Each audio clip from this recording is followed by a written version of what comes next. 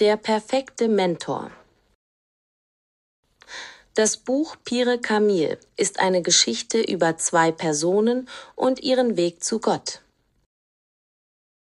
Die zentralen Personen sind Imama Hashim und Salah Sikandar. Die Geschichte zeigt, dass der heilige Prophet Mohammed der beste Lehrer, der perfekte Mentor ist. Imama ist eine junge Studentin in Lahore. Sie lebt in einer Familie mit anderem Glauben. Imama studiert den Islam und findet die Wahrheit. Sie wird heimlich Sunnitin. Das ist für ihre Familie verboten. Sie wollen, dass Imama ihren Cousin heiratet. Imama ist sehr traurig und muss fliehen. Sie will ihren neuen Glauben behalten. Salah ist ihr Nachbar. Er ist sehr, sehr klug, aber er glaubt nicht an Gott. Er ist überheblich und zynisch. Er sucht die Wahrheit nur in Büchern und der Wissenschaft. Er ist das Gegenteil von Imama.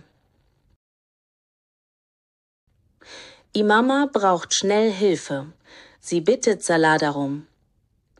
Salah hilft ihr. Er macht eine geheime Hochzeit, ein Nikah mit Imama. Diese Heirat ist nur ein Schutz für Imama. So kann die Familie sie nicht zwingen, den Cousin zu heiraten. Nach der Hochzeit gehen Imama und Salah sofort auseinander.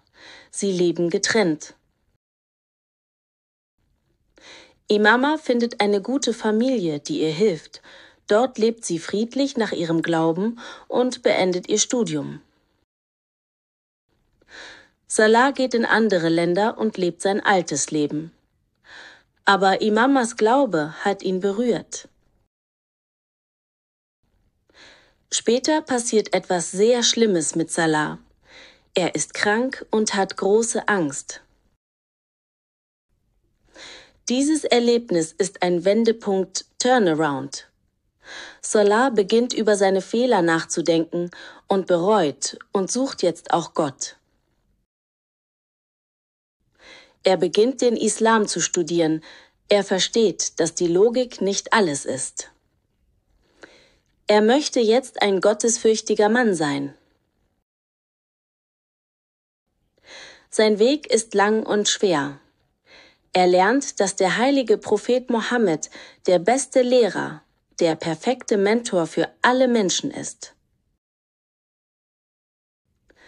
Am Ende führt das Schicksal die beiden wieder zusammen. Salah und Imama sind jetzt reife Menschen mit starkem Glauben. Sie sind glücklich und verheiratet. Sie haben ihren Frieden gefunden, weil sie dem perfekten Mentor gefolgt sind.